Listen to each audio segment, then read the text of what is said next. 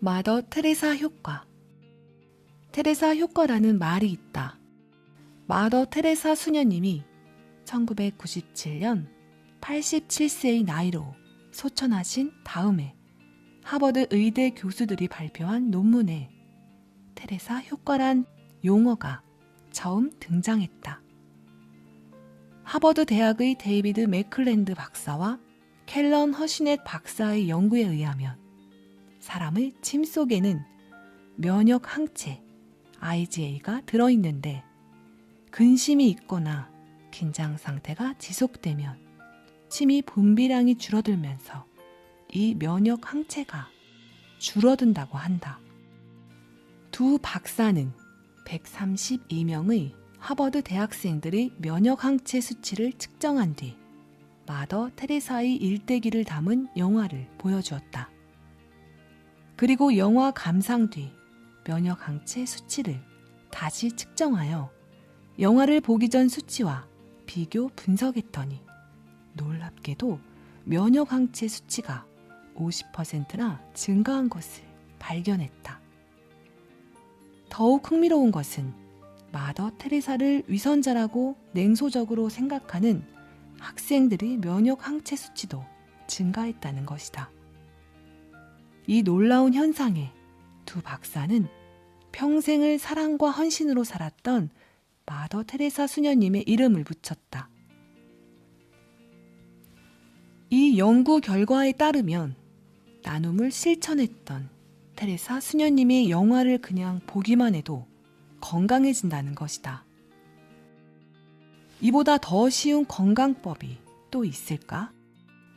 이러한 나눔의 원리는 앞서 언급했던 심신의학과 인간의 잠재력 분야에서 세계적으로 유명한 의학자이자 영적 지도자인 디펙 초프라 박사가 말하는 베풀기의 법칙과 연결된다. 이 법칙은 자신이 추구하는 모든 것을 줌으로써 결국 자기 자신에게 그것이 다시 되돌아온다는 것을 의미한다.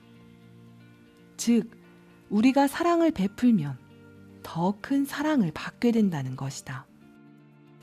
우주의 풍요로움이 우리의 삶 속에서 계속 순환하기 때문이다.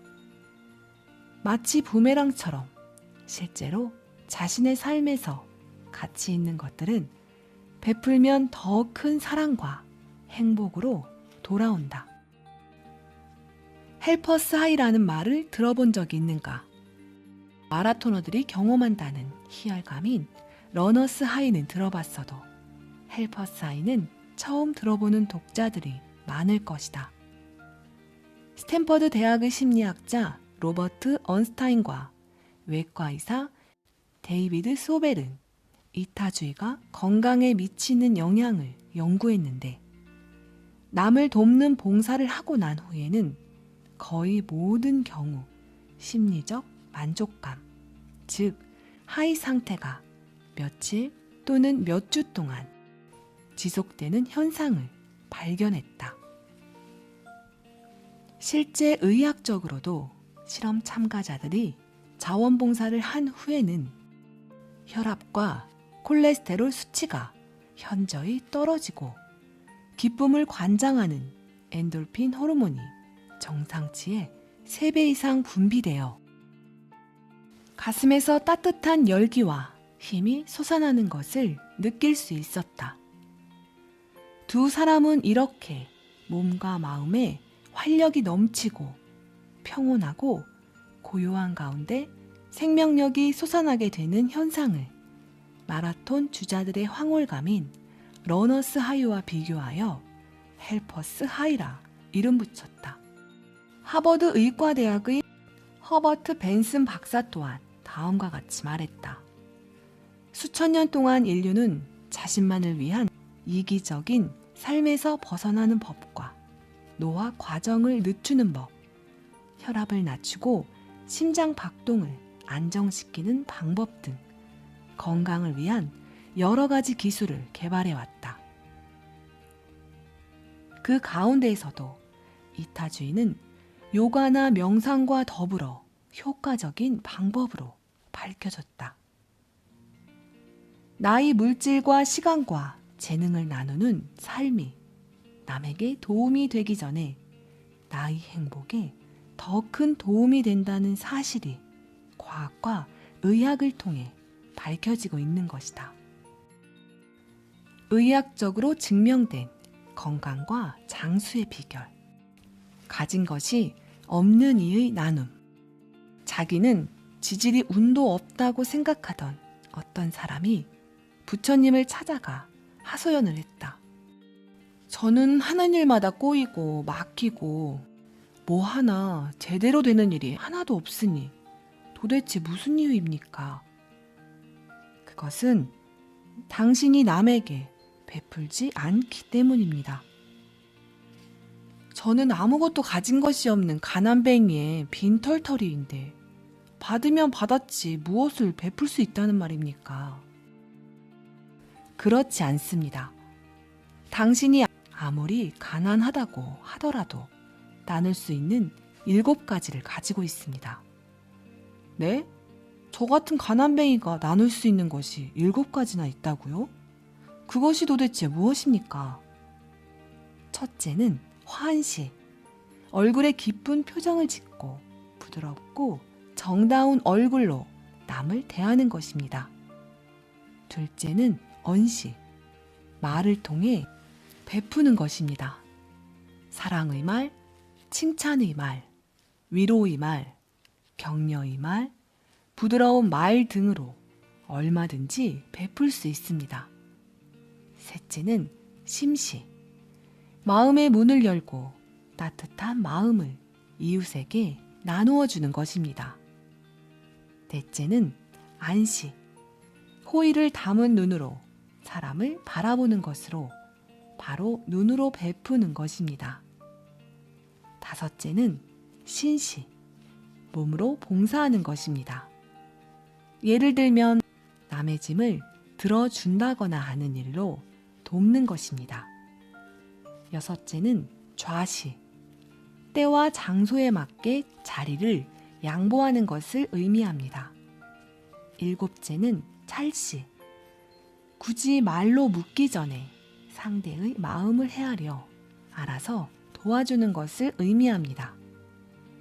당신이 이 7가지를 지속적으로 나눈다면 반드시 행운이 따를 것입니다. 당신은 무엇을 가지고 있으며 그것을 어떻게 나누고 있는가? 그 나눔의 수준만큼 당신에게 행운이 다가올 것이다. 영성의 시대. 우리에게 다가오고 있는 새로운 세상은 어떤 세상일까?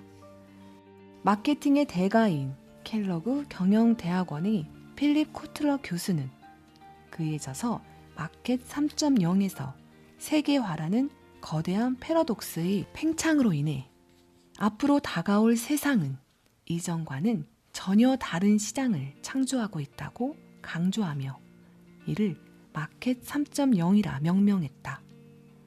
그리고 마켓 3.0 시대의 키워드는 영성의 시대라고 말한다. 그렇다면 영성이란 무엇인가? 저명한 영국의 경영사상가 찰스 앤디는 자신의 저서 정신의 빈곤에서 영성을 삶의 비물질적 측면과 영속적 실체의 암시의 가치를 두는 정신이라고 소개한다. 노벨상을 수상한 시카고 대학 경제학자 로버트 포겔 또한 물질적 충족의 정상에 오른 오늘날의 사회는 갈수록 영적 원천을 추구할 수밖에 없다고 단언한다. 한국의 대표적 지성으로 손꼽히는 이어령 교수도 지성에서 영성으로라는 책을 통해 자신의 인생 여정이 지성적 탐구에서 영성적 탐구로 변화한 과정을 이야기하고 있다. 사이토 히토리 씨도 현 시대에 대해 다음과 같이 말한다. 사람의 영혼은 성장하면서 여러 가지 문제를 겪습니다. 마찬가지로 이 세상의 영혼도 성장하기 때문에 이 세상에 전쟁이 필요할 때에는 전쟁이, 평화에 대한 생각을 해야 할 때에는 평화가 찾아옵니다. 현대 사회는 베를린 장벽의 붕괴를 기점으로 새로운 과정을 맞이합니다. 드디어 영혼의 시대가 찾아온 것입니다. 이제 과거처럼 무조건 열심히 일만 한다든가 힘으로만 밀어붙이는 방식은 더 이상 통하지 않습니다. 변화는 경제 분야에서도 일어납니다. 과거의 패러다임에 따라 무턱대고 열심히 일하거나 많은 자본을 들이는 방식으로는 큰 성과를 올리지 못할 것입니다. 다시 한번 말하지만 지금은 영혼의 시대이기 때문입니다. 영혼에 대해 배워야 하고 영혼이 성장에 대한 깨달음과 실천이 필요합니다. 저자에게는 10명의 제자가 있습니다. 저는 그들에게 회사를 경영하는 법을 전수했지만 구체적으로 어떤 방법을 가르친 것은 아닙니다. 제가 가르친 것은 영혼을 성장시키고 풍성하게 하는 법입니다. 그 가르침에 따라 즐겁다는 철학으로 회사를 경영하면서 회사의 성과는 점점 커지고 모두가 풍요로워졌습니다. 이 세상에는 여러 가지 즐거움이 있지만 사람들에게 영원한 기쁨을 주는 것은 오직 한 가지입니다. 그것은 바로 자신의 한계를 초월하는 일, 그리고 그것을 위해 끊임없이 노력하는 것입니다. 사람이란 자신을 뛰어넘는 일에 도전하며 기쁨을 느끼도록 프로그램된 존재이기 때문입니다. 하지만 많은 이들이 이런 기쁨을 놓치며 살아갑니다. 진정한 성공을 위해서는 즐거운 노력을 기울여야 합니다. 즐겁게 하는 노력인가, 고통스럽게 하는 노력인가에 따라 성공과 실패가 결정되기 때문입니다. 성공하기 위해서는 즐겁고 즐겁다, 정말로 즐겁다라는 마음을 가지고 있어야 합니다. 성공은 바로 이 즐거움으로부터 시작되는 것입니다. 삶의 목적은 다른 사람을 사랑하기 위해서입니다. 물론 사랑하는 방식은 저마다 차이가 있을 것입니다. 하지만 사랑이야말로 이 영혼의 시대를 살아가는 최고의 방법입니다. 호스피스의 어머니, 의학계의 여신, 죽음학의 세계적 대가로 불리며 시사주간지 타임이 선정한 20세기를 변화시킨 백인 중의 한 사람인 정신의학자 엘리자베스 로스 박사도 2만 명의 임사 체험자들의 사례를 통해 죽음에 관한 깊은 연구를 한 후 다음과 같은 결론을 내렸다. 삶의 궁극적인 과제는 무조건적으로 사랑하고 사랑하는 법을 배우는 것이지요. 최고의 축복은 늘 돕는 것에서 나옵니다. 죽음의 순간에 당신은 다음과 같은 2가지 질문을 받을 것입니다. 당신은 얼마나 많은 봉사를 하며 살았는가? 당신은 얼마나 많이 조건 없는 사랑을 주고 또 받았는가? 이 세계적인 대가들의 공통적인 의견들을 정리해보면 사랑과 감사와 같은 영적 감정을 가능한 한 풍성하게 느끼며 살아가는 것이 현실로 도래하고 있는 영적인 시대에서 행운을 부르는 법이며 곧 행복한 성공의 비결이 된다는 것을 명확히 알 수 있다. 어느덧 행운 실험 보고서의 마무리를 할 시간이 왔다. 수많은 시행착오를 거치며 깨달은 행운의 지혜를 나눔으로써 더 많은 사람들이 행복해졌으면 하는 작은 소망을 담아 이 글을 썼다.